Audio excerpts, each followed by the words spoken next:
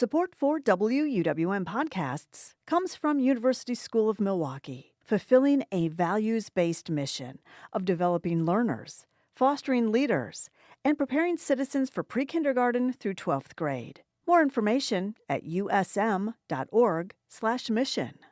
Lake Effect brings you conversations about what's happening in Milwaukee and the people, places, and organizations that shape the community. This is Lake Effect Spotlight from UWM, Milwaukee's NPR.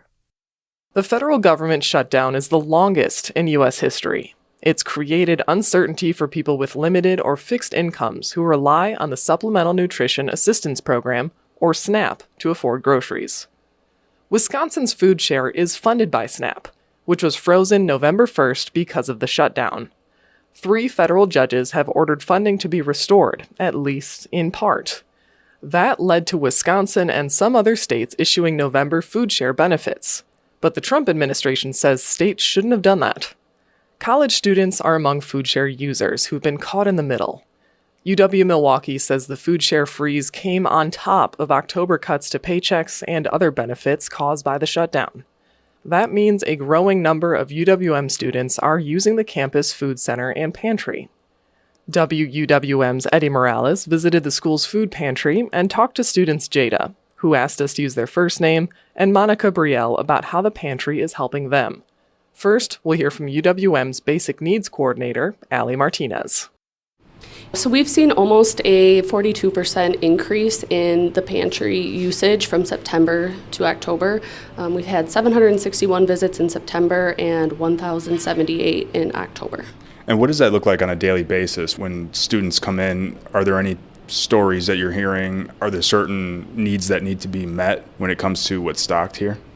Yeah, definitely. There's definitely an increased just feeling of kind of panic and worry. A lot of students saying they're not sure how they're going to feed their kids if the SNAP disruptions continue, just kind of asking us what we can provide and what support is on campus for them. Are the needs of college students during hard times like these sometimes overlooked or underestimated? Definitely. I think there's a misconception that if you're in college, you can afford groceries, but we know that that isn't true as tuition rises, housing costs rise. If you're a full-time student, trying to stay on track with your degree, it can be challenging to work full-time. There's a lot of demands and a lot of things our students are juggling every day, so it can be really hard to keep up, and services like the food pantry just help them stretch their dollars even further. So what's been the total contributed so far, and how can people contribute further? So far, during this campaign, we have raised about $18,000. So for every $1 that is donated to us, we can purchase $10 in groceries, and that is through our partnership with Feeding America. We receive food at a reduced rate, so monetary donations go very far. And if people want to contribute, we have an Amazon wish list on our website. They can send groceries directly to the pantry. They can go online and make a monetary donation, or they can host a food drive. What items are needed? What are the types of things that people typically come in for that there's often shortages of? So sometimes our students have limited kitchens. They might only have access to things like a microwave, so things that are shelf-stable, microwavable meals, canned proteins, soups, things like that, snacks that can be taken on the go are always in demand. And how does the food pantry here operate, and how can students be able to utilize it and benefit from it? Yeah, so we are open Tuesday through Friday for our students, and Tuesdays students just need to go to our website and make an appointment, and they have an appointment time and they can pop in and visit us. Wednesday through Friday is just walk-in. They can come in anytime, and they just have to have their student ID with them and just show that they're a current student, and then they just get a bag and they can go around and shop. We have a shopping model, so they take what they want and they leave what they don't. Is there any way that students are hearing about this? Are there different ways that they're hearing about this as a resource for them? Yeah, I think it's a lot of word of mouth from other students, from one another, their professors. We have some really great faculty and staff who are good about identifying students who might need a little extra support and getting them to the resource.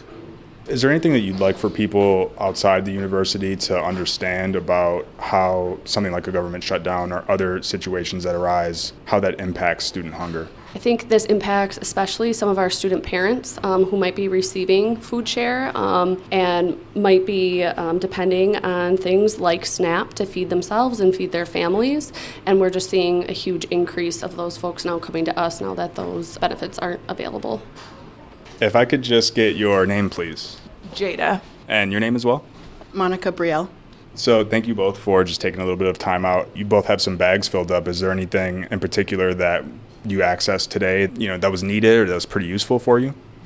No, yeah, I'm actually in a show week this week, so a lot of the stuff I need are like quick and easy, like just pop it in the microwave, anything I can eat quick. So, and they had a lot of that stuff here today, so I really needed that. Mm-hmm. You said show week? Yes. Can you explain that? I'm a musical theater major, so we have tech week, which is like getting all the lights and sounds together, and then we have show week, which is when we open today. So it's really exciting. Yeah, thank you. Pretty much the same as Brielle. I'm a student, so I'm a full-time student. So classes, quick and easy food, and they also had like water and like cranberry juice too, which was nice. So.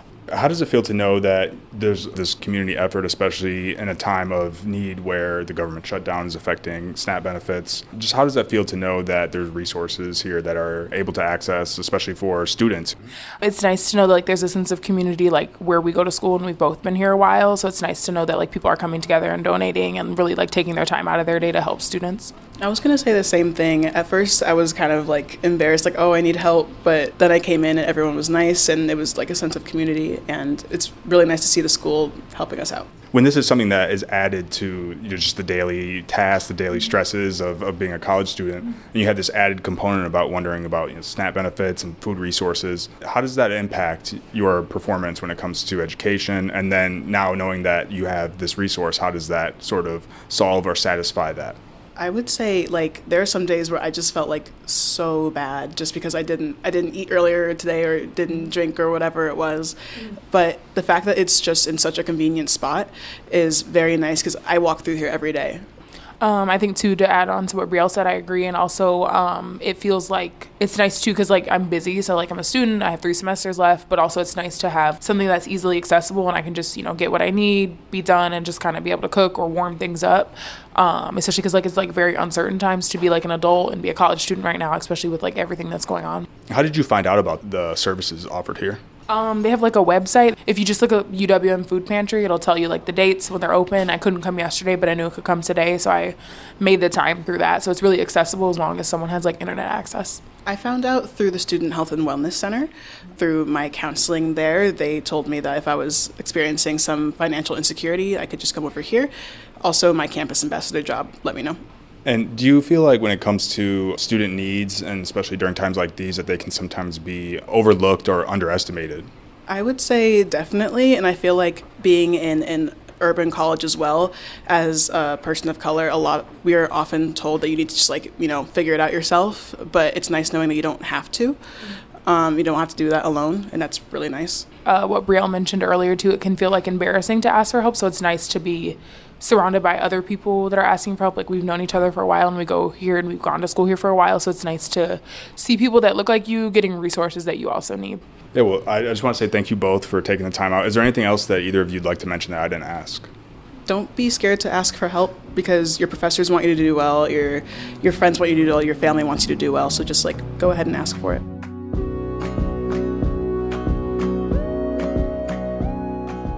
Those were UWM students Monica Brielle and Jada, and Basic Needs Coordinator Allie Martinez speaking with WUWM's Eddie Morales. WUWM is a service of UW-Milwaukee.